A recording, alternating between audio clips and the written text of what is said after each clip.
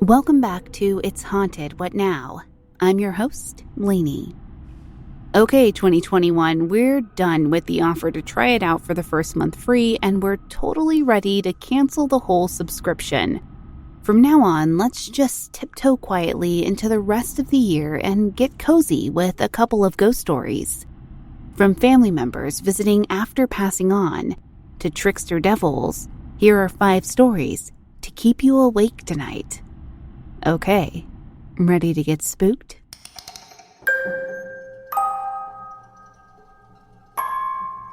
Our first story comes from Current Life 7496, whose innocent sleepover attracted an extra guest from beyond the grave.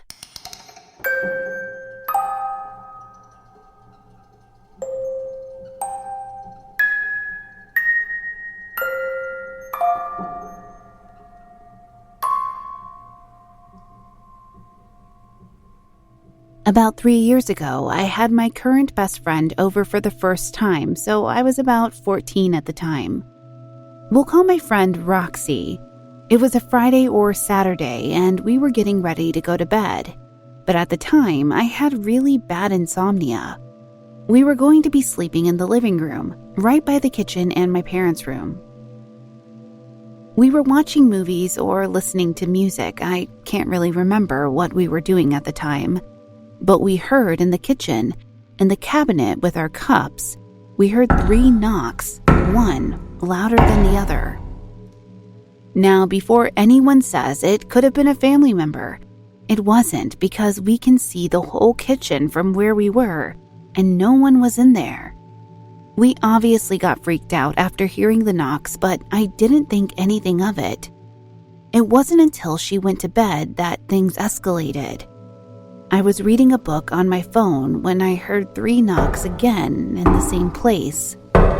I got freaked out, but again, didn't pay much mind because I was half asleep. That night, I also saw a pitch-black figure walk into the kitchen, and it didn't leave the kitchen for about half an hour later. But I can say what the figure was doing because I thought it was my brother at the time, so I acted like I was reading and paid no mind to it.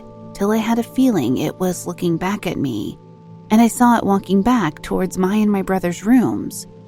And I can say it couldn't have been my brother because we had quite a bit of light in the living room, because the dark freaked me out. It wasn't until the next morning that we started connecting the dots that this was a spirit. The next morning, I remembered everything and told Roxy. This is when my dog started acting weird. I have a Boston Terrier Jack Russell and a German Shepherd, both very hyper dogs. When I was telling Roxy what happened, the dogs went completely calm and stared at this particular corner and wouldn't look away from it. We even tried getting them hyper to no avail. So I walked over there to see if a mouse or something was there, but there was nothing. And when I walked towards the kitchen to get something to drink, my dogs just stared at me as if I just hurt them by stepping on their tail when I didn't. They did the exact same thing when Roxy went to that corner and walked away. We got so freaked out we locked the dogs up in the laundry room. I really believe this was paranormal because when I was younger, I remember seeing a shadow in my room, walking along my walls as if someone was outside, but no one was. Then another experience was when I was in complete silence in my room and the house was quiet. No one was home, and my Siri activated, but I never held the home button down or said, "Hey Siri." So I waited to see what would happen, and something told my Siri to go to my photo gallery where pics of my past relatives are. I think that one was more of a sign my grandpa or aunt was okay.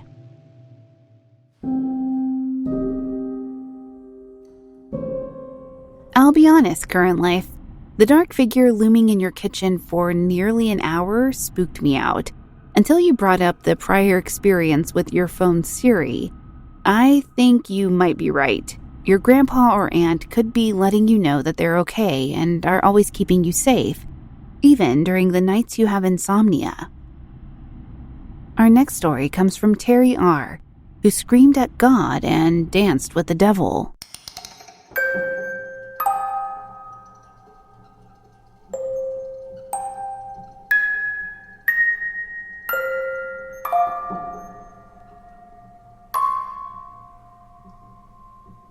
My sister passed away in 2015.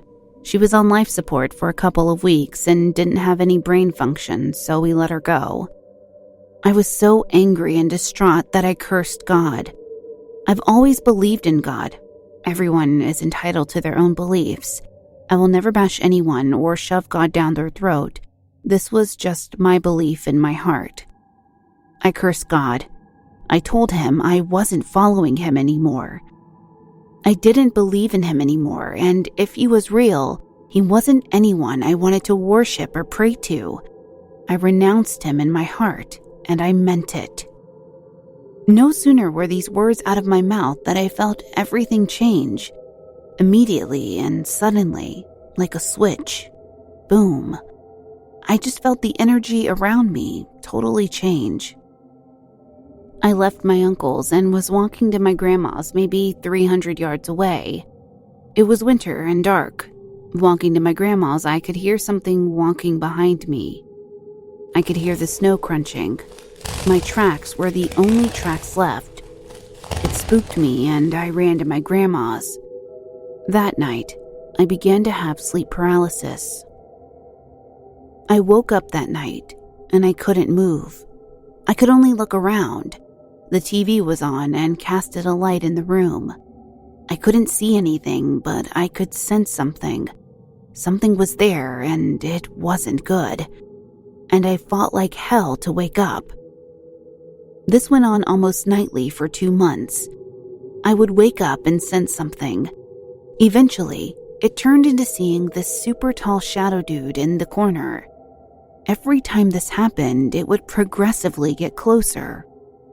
One night, I woke up and sensed that feeling, and on the right of me, standing over top of me, was a shadow man. So tall he stretched across the ceiling, like he has to slouch to stand in my room.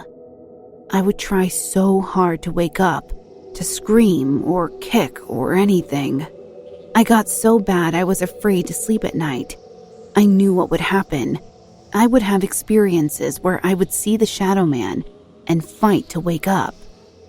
I would then wake up and get out of bed to go into the kitchen for a drink, and I would sense that energy again behind me, and I would fight to just wake up in bed again. It was like I never really woke up the first time, like I was dreaming in a dream. The last time I saw the shadow, I woke up to see him in the hallway outside my door. He crouched to walk into my room and stepped onto my bed like a stair. He walked on my bed to stand over top of me. I was fighting like hell to wake up. I woke up, and I was too afraid to go back to sleep. The last time I felt that energy, I was dreaming. I had a dream of my own sister. We were in my bathroom with the door shut and the lights on. I could see my own reflection and my sister's in the mirror. It felt so real. This was the only dream I have had of my sister. And she was just standing with me, and I felt that energy again, right outside the bathroom door. And I tried to say, "Go away, get out," but I couldn't say anything. I couldn't speak, and my sister said, "It's okay, dude." And she put her hand on my shoulder and said, "Go away." And when she said it, I could start to say, "Go away," real quiet. And I spoke that over and over, gaining volume each time until I was screaming, "Go away." And I felt the energy leave. My sister hugged me, and I woke up. That was literally the last time I ever experienced the shadow man. I don't have any doubt I invited something very evil into my world. It was slowly coming for my soul, and my sister saved me.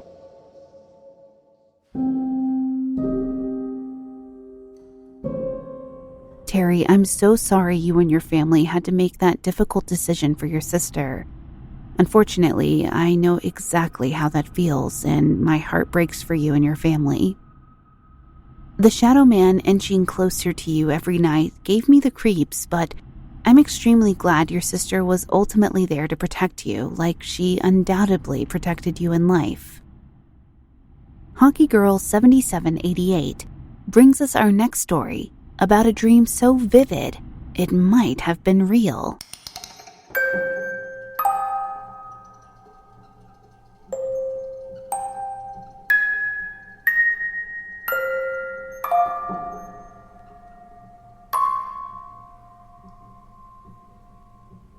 I was 5 years old at the time and sharing a room with my sister, who was 7. My dream began with my sister crying in my mom's arms, saying she kept hearing knocking on our window. We lived on the second floor, so the only way a human could be knocking on the window would be with a tall ladder or throwing some pebbles. My mom insisted to her that there was nothing there, and she wasn't even hearing any sort of knocking sound. As I recall, I went to the window and saw my version of the devil, who portrayed himself in a cartoonish way. Basically, as any 5-year-old who went to a Catholic preschool would imagine the devil to look like. He asked me to play a game with him and told me he would show me a series of images that I had to identify as happy or sad. The first image was a rainbow, so I said, happy. The next image was a man crying, so I said sad. The final image was the sun with a smiley face on it. One of the most basic things I knew of the devil at the time was that he liked to trick, so I said sad. I'm assuming that was the correct answer, because after my response of that image, he got angry and disappeared. Right after that, I saw a little boy who was on the heavier side, right by our room door, and I walked to him. He told me he was cold, scared, and alone, and asked me to invite him in the room to sleep with my sister and I.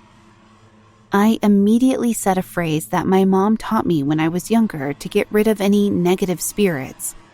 Why didn't I do this when I saw the devil outside my window? I have no idea. I was 5. Due to my age, I did not really find any of these occurrences as scary. Though if that happened now, I would probably poop myself. Once I said that, he disappeared and I went to sleep. I wondered why I had this dream as such a vivid memory, especially because I was so young when it had occurred. Turns out, my dream was a reality. My sister and mom told me it was a dream at the time, so that I would not be scared. It was only 2 years ago that my mom told me the truth, after my sister and I were debating on if this experience really happened or not. Granted, I could have been a kid with an overactive imagination, but the fact that my sister heard the knocking previously always made me think twice.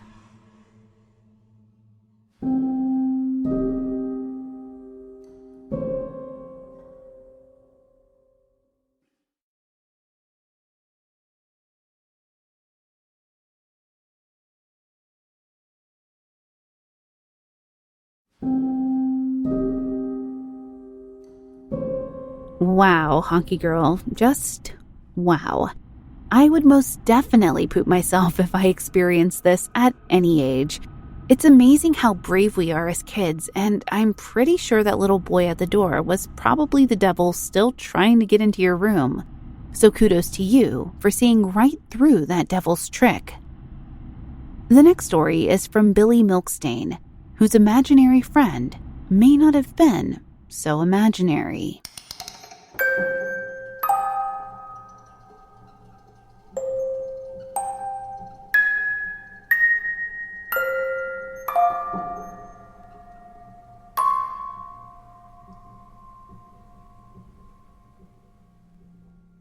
My mom and dad tried for years to have children, and the doctor told her she would not be able to have kids for reasons that we haven't talked about. So eventually they adopted a 4-year-old girl. About a decade later, they found out my mom was pregnant with twins. It was a miracle, but as time moved on, they came to find out it was only me and not twins anymore. I'm not sure what happened. I was kind of a loner growing up.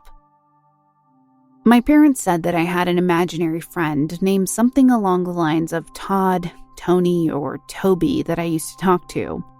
We lived in the same house until I was about 7.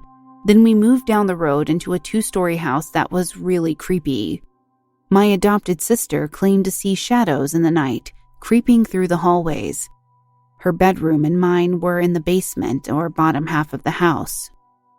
I never slept down there because I was so scared. I usually slept on the couch upstairs or in my parents' bedroom.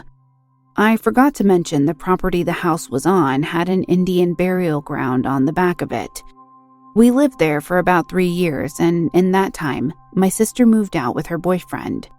We ended up moving back into our old house up the road. Fast forward a year or two, I think I was 12 at the time. I never had been left home alone because my parents were very protective of me. But this one day in particular, my mom said I could stay home by myself if I wanted to. So anyways, my mom heads out to work and I'm laying on the couch with my head on the armrest playing some Star Wars Battlefront on the PlayStation Portable. All of a sudden, I get a weird feeling like I'm being watched, but it's not a super strong feeling. I keep playing until I finish the level, then it takes me to a black loading screen. That's when I see a red-haired kid about my age standing behind me, smiling from ear to ear with an enormous grin. I jumped up so fast and turned around. I yelled, "Who's there?" Only to see nothing. I'm kind of panicking and trying to stay calm. I call my dad and tell him something weird is going on and I want him to come pick me up.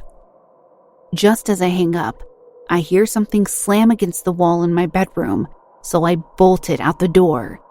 I go back into my room a few days later after I work up the courage, only to find that my computer monitor had been slammed into the wall, leaving a dent.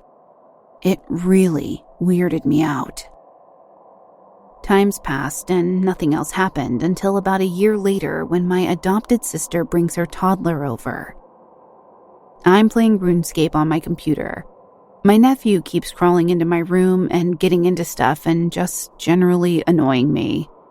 So I put him in the living room and go back to my room. I shut and lock the door. As I'm playing RuneScape about 20 minutes later, I hear faint mumbling next to me. I say, "Chase, get out of my room," only to remember that I had locked the door. It freaks me out, and I don't go back in there for a few days. No one believed me about the red-haired boy until years later. Back in 2019, my mom called me and said something weird happened last night. She said she was laying in bed and woke up in the middle of the night to an illuminated red-haired boy, maybe about my age, sticking his head and shoulders through her closed bedroom door, almost like he was floating through it. She said he was wearing a flannel shirt and looking at her, then disappeared. She still lives on the same property where I saw him. I still think about these events a lot, but I don't talk about it because I don't think people I know are ready to hear about it. I've been very sensitive to the paranormal side of life my entire life. These are not my only experiences. I have experiences with orbs, missing time, my name being said when no one is present. My roommate once saw a tall white naked figure in the woods next to my house, and I have seen a UFO up close. My life has been very strange ever since I was a kid. I didn't ask for any of it. I'm not a drug addict, and I have not used any drugs during any of these experiences. I'm not on any medications. I'm just a normal guy that works and likes to spend time with my family and girlfriend. So, who was the red-haired boy? What does he want? Why is he here?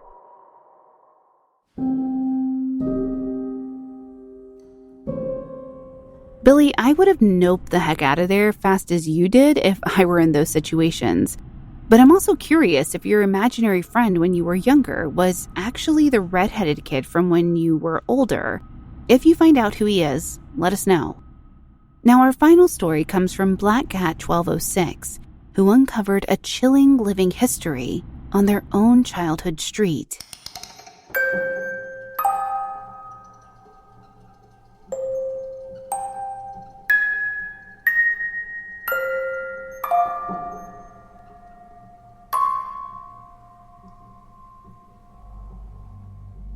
When we reached 10 years old, my cousin and I were allowed to play on the street just outside my auntie's house. There was a busy lane which ran down beside the side of the house where all the kids used to run up and down, kick a football around, rode their bikes, and generally messed around.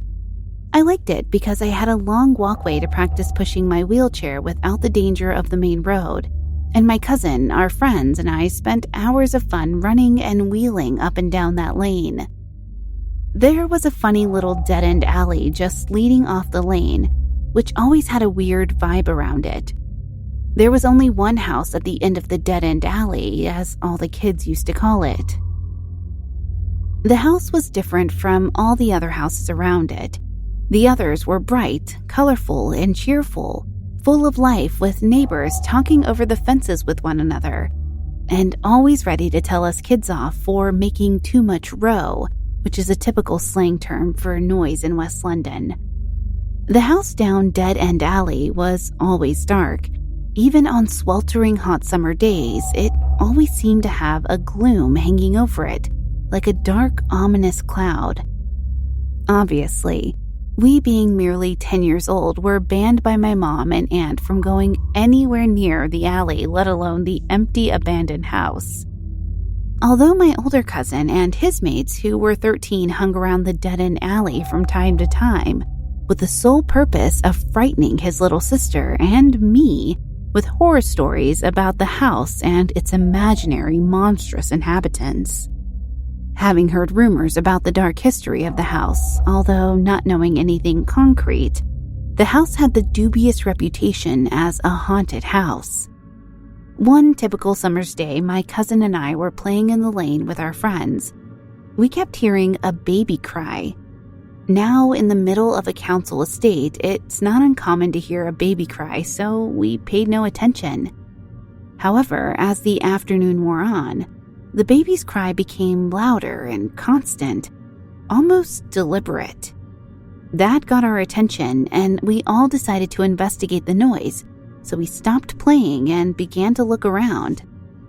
To our horror, after searching for the route of the noise, we realized that the baby's cries were originating from the front garden of the dead-end alley house. One of our friends, who was slightly older, said she would go nearer to have a look.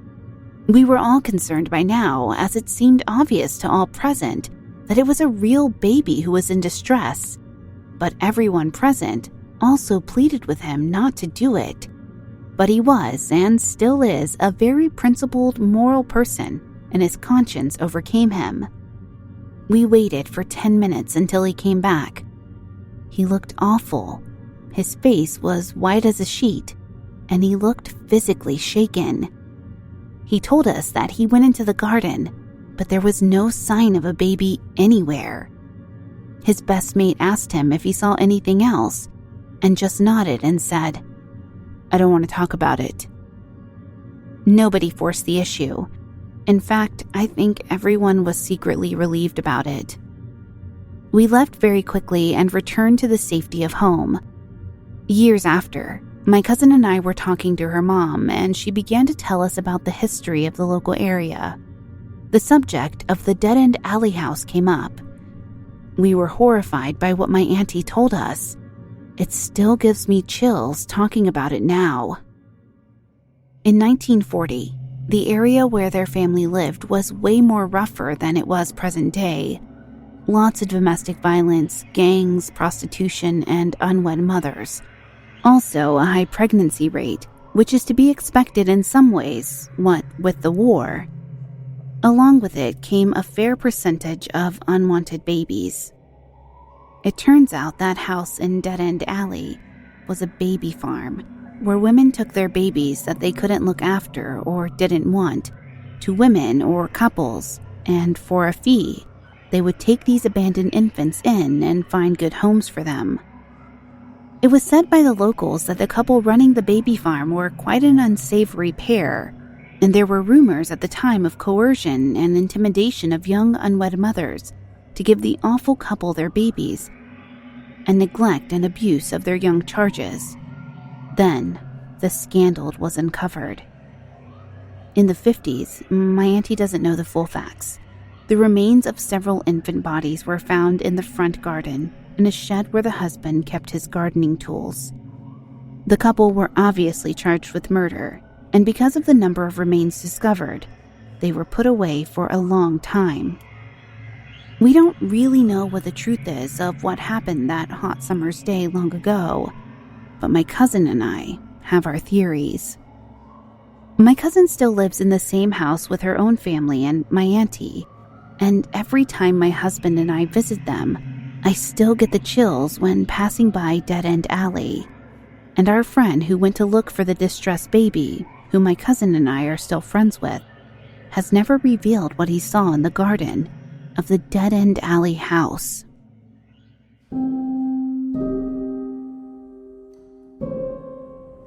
Okay, Black Cat, I am speechless. I can't believe you guys were able to corroborate a piece of history through a paranormal experience, albeit a sad one. It's shocking what used to happen to women and unwed mothers in the not-too-distant past, and maybe even continues to this day. Tell your friend if he ever wants to anonymously tell us his side of the story. We're all very eager to hear. Well, that does it for this episode. If you'd like to submit your own personal spooky tale to be read on the show, head to hauntedpod.com and click on the link to submit your story. You can also email me at hauntedpod@gmail.com. Thank you for listening. If you enjoyed this episode, please leave a positive review on Apple Podcasts or your podcast player of choice. It really does help. You can find us on Twitter at podcast_haunted, Instagram at It's Haunted What Now, and on the Stereo app at LaneyVO or at hauntedpod.com. Production assistance provided by Aaliyah Lopez. Writing assistance by Sherilyn Reyes. Audio engineering provided by Ches at Gray Multimedia. Producer for the show is Nico or Neeks at We Talk of Dreams. Check him out on Twitter at We Talk of Dreams or WeTalkOfDreams.com. Until next time. Did you hear that?